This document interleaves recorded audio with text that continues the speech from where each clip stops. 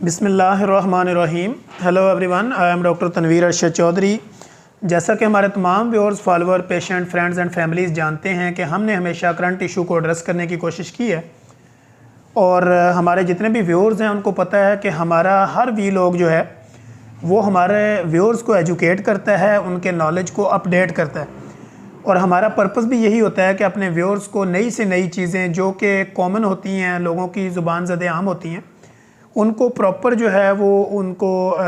اپنے انفارمیٹک سیشن میں کنورٹ کیا جائے اور ان کے نالج کو اپڈیٹ کیا جائے، ان کو پتہ چلے کہ یہ جو بیماری ہے یہ اصل میں کس وجہ سے ہوتی ہے، اگر مجھے یہ ہو جائے تو مجھے کون سی اسپیشلٹی میں جا کے اپنا ٹریٹمنٹ کروانا ہے۔ تو آج کا ہمارا موضوع بالکل ہوگا، آپ نے جیسے لکوہ کا نام سنا ہوگا جس کو فیشل پیرالائسس کہتے ہیں، تو لکوہ کا نام آپ نے سنا ہوگا، اسی طرح آپ نے فالج کا نام سنا ہوگا، اسی طرح لوگوں نے برین ہیمرج کا نام بھی سنا ہوگا۔ تو آج ہم اسی پر بات کرتے ہیں کہ سٹروک بیسیکلی کیا چیز ہوتی ہے۔ سٹروک یعنی آپ کے جسم کے کسی بھی آرگن کا رک جانا، یا وہاں پہ آرگن کا پراپر برین کے کنٹرول میں کام نہ کرنا، یا آپ کو اس کو آسان الفاظ میں ہم کہیں تو اس میں پیرالائز ہو جانا، یعنی اس کا حرکت نہ کرنا۔ تو آج ہم بیسیکلی اسی سٹروک کے بارے میں بات کریں گے کہ برین سٹروک بیسیکلی کیا چیز ہوتا ہے، کہ آپ کے جو دماغ ہے اس کے اندر چلنے والی جتنی بھی چیزیں ہوتی ہیں وہ دماغ کے کنٹرول میں جو سسٹم ہوتا ہے، اور وہاں پہ پھر آپ کو اس طرح کا جو سٹروک ہوتا ہے اور اس سے پھر آپ کو کیا پرابلمز ہوتے ہیں، پھر اس سٹروک کی کون سی قسمیں ہوتی ہیں، کس طرح اس کو مینیج کیا جاتا ہے، اس کی ریزنز کیا ہوتی ہے۔ تو آج ہم اپنے ویورز کے ساتھ یہی باتیں ڈسکس کریں گے، اور سب سے پہلے ہم بات کرتے ہیں کہ برین سٹروک جو ہے وہ بیسیکلی دو قسم کے ہوتے ہیں۔ ایک کو جو ہے وہ ہم آپ کو ایک جو ہے وہ بیسیکلی ہیمرج سٹروک ہوتا ہے، یعنی اس کو ہم ہیمرج کہتے ہیں، جس میں آپ کی خون کی کوئی بھی نالی جو ہے وہ پھٹ سکتی ہے پریشر زیادہ ہونے کی وجہ سے، اس میں کوئی کلوٹ آتا ہے وہ پھٹ سکتی ہے۔ اور دوسرا جو ہوتا ہے وہ ہمارے پاس ایسچیمک سٹروک ہوتا ہے۔ ایسچیمک سٹروک بیسیکلی اس میں جو ہے وہ خون کی سپلائی دماغ کی کسی نالی کو کم ہونے کی وجہ سے جو سٹروک ہوتا ہے اس کو ایسچیمک سٹروک کہتے ہیں، اور خون کی سپلائی زیادہ ہونے سے جو آپ کے برین کا سٹروک ہوتا ہے اس کو ہم ہیمرج سٹروک کہتے ہیں۔ تو یہ بیسیکلی دو قسمیں ہیں، اور دونوں کو چونکہ جاننا اس لیے ضروری ہے، دونوں کا علاج بالکل ڈیفرنٹ ہے، اور دونوں کو ڈیفرینشیٹ کرنا پراپر اور اس کو ڈائیگنوز کرنا بہت ضروری ہے کہ کس وجہ سے آپ کو کیا مسئلہ ہوا۔ اب اصل میں جتنے بھی اس طرح کے سٹروک ہوتے ہیں، ان کو جیسے ہارٹ اٹیک ہوتا ہے تو آپ کے سینے میں پین ہوتا ہے، تو پیشنٹ کو کچھ نہ کچھ فیلنگز شروع ہو جاتی ہیں کہ میرے سینے میں درد ہو رہا ہے، میرے بازوؤں میں کھچاؤ ہو رہا ہے، تو مجھے جو ہے وہ پتہ چل جاتا ہے کہ مجھے شاید کوئی ہارٹ اٹیک ہے یا مجھے کوئی اس طرح کا ایشو ہے۔ تو لیکن چونکہ جو اس طرح کا برین ہیمرج ہوتے ہیں آپ کو، یا آپ کو برین سٹروکس ہوتے ہیں، برین سٹروک جو ہے وہ اس کو کس طرح آپ ڈیفرینشیٹ کریں گے، کس طرح اس کو سمجھیں گے، تو اس کے لیے ہم نے ایک بیسیکلی ایک سمپل سا فارمولہ بنایا اپنے ویورز کو سمجھانے کے لیے۔ اس کو ہم کہتے ہیں بی فاسٹ۔ بی سے مطلب آپ کا بیلنس نہ رہنا، آپ یعنی کھڑے ہوں تو آپ کا پراپر ایک جگہ پہ کھڑے نہ ہوا جانا، یا آپ کی باڈی کا بیلنس نہ رہنا، یہ بی اسٹینڈ فار بیلنس۔ اسی طرح اس کے آگے ہے ای۔ ای اسٹینڈ کرتا ہے آپ کی آئیز کو، یعنی آپ کی آئیز میں دھندلا نظر آنا، ڈبل نظر آنا شروع ہو جانا، یعنی آپ کو چکر آنا، تو یہ بیسیکلی اسٹینڈ کرتا ہے ای اسٹینڈ کرتا ہے آئی کو۔ اسی طرح آگے ہم نے ہے فاسٹ، یعنی لفظ ہم نے فاسٹ لگایا، بی فاسٹ، تو اس میں جو ایف ہے، ایف اسٹینڈ کرتا ہے آپ کے فیس کو، آپ کے فیس کا جو ہے وہ بیلنس آؤٹ ہو جانا، فیس کا ایک جگہ نہ رکنا، یا فیس کا ٹیڑھا ہو جانا۔ تو اس سے آگے جو ایف سے آگے ایس ہے، ایس اسٹینڈ کرتا ہے آپ کی سپیچ کو، یعنی بولنے کو۔ سپیچ کے مطلب یہ کہ آپ کی زبان کا لڑکھڑانا، آپ سے پراپر بات نہ کیا جانا، یا آپ کی زبان آپ جب بول رہے ہوں تو آپ کی آدھی باتیں سمجھ آنا، آدھی نہ آنا، یا آپ کی زبان کا رک جانا، تو ایس اسٹینڈ فار آپ کی سپیچ کو۔ اسی طرح جو ہے وہ پھر آگے اے جو ہے وہ بیسیکلی اسٹینڈ کرتا ہے آرم، یعنی بازو۔ آپ کا جو بازو ہے، بازو کا رک جانا، یا بازو کی موومنٹ کا کم ہو جانا، یا ہاتھ کا اس طرح لٹک جانا، وہ پراپر کسی چیز کو اٹھا نہ سکنا، یا بازو کو اپنی جگہ پہ صحیح موومنٹ نہ کرنا۔ تو اس کے لاسٹ پہ جیسے فاسٹ کے لاسٹ پہ ٹی ہے، اور ٹی اسٹینڈ کرتا ہے ٹائم ایز برین، کہ ٹائم جو ہے وہ اس سارے عمل میں ٹائم کی بڑی امپورٹنس ہے، کہ جب بھی آپ کو کوئی اس طرح کا مسئلہ ہوتا ہے، یعنی آپ کی باڈی کا بیلنس نہیں رہتا، آنکھوں میں دھندلا نظر آنا شروع ہو جائے، ڈبل شیڈ نظر آنا شروع ہو جائیں، اسی طرح جو ہے وہ آپ کی फेस जो है वो प्रॉपर, आपका चेहरा जो है वो एक जगह पे प्रॉपर स्टैंड ना कर पाना, या उसका टेढ़ा हो जाना, या आपके लिप्स का दाएं बाएं लेफ़्ट और राइट जो है ना वो खिंच जाना, और इसी तरह फिर आपके बाजू का प्रॉपर ना उठना, इसी तरह बोलने में दिक्कत होना, और ये वो चीज़ें होती हैं। या आपका ब्रेन जो है जहाँ पे काम करना छोड़ देता है, तो इसको फिर हम कहते हैं ब्रेन स्ट्रोक। अब इसकी आगे जैसे मैंने आपको दो किस्में बताई कि एक तो जो है वो इस्चेमिक स्ट्रोक है। इस्चेमिक स्ट्रोक बेसिकली दिमाग की नालियों को खून का कम मिलना, तो ये है इस्चेमिक स्ट्रोक। इसी तरह जो आपकी ब्रेन की जो नालियां हैं उनको खून की मकदार का ज़्यादा हो जाना, उनमें खून के प्रेशर का बढ़ जाना, और उस प्रेशर की वजह से उन नालियों का फटना या उन नालियों का डैमेज हो जाना, ये बेसिकली हेमरोज है।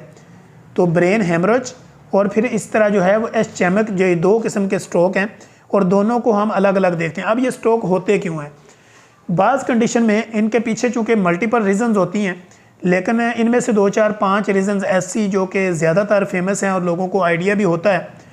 एक तो वो जो हाइपरटेंसिव के पेशेंट हैं, यानी हाई ब्लड प्रेशर में हैं और अपने ब्लड प्रेशर को प्रॉपरली मेंटेन नहीं करते, या अपने ब्लड प्रेशर की दवाइयाँ खाते हैं, कुछ टाइम के लिए दवाइयाँ छोड़ देते हैं।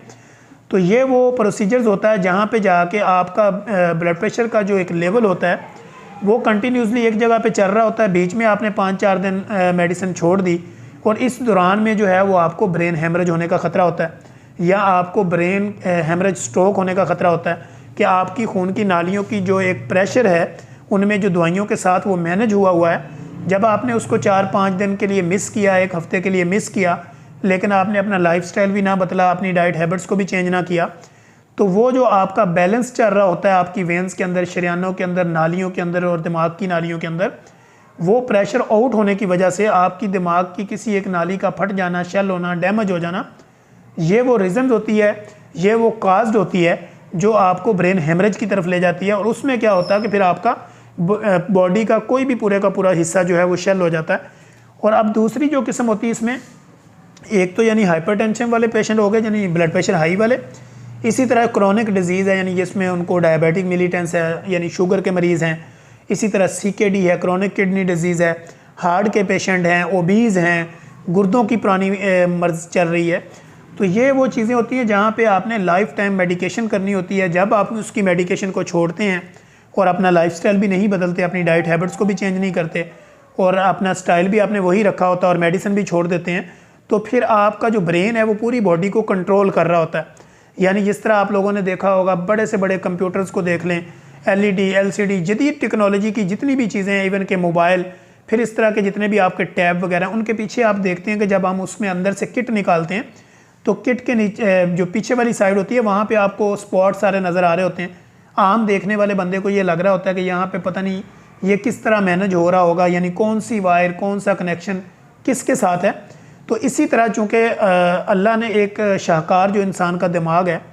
तो ब्रेन भी सेम लाइक इस तरह, जिस तरह किसी चीज़ की कोई किट होती है, इस तरह आपकी बॉडी की किट जो है वो पूरा एक ब्रेन है।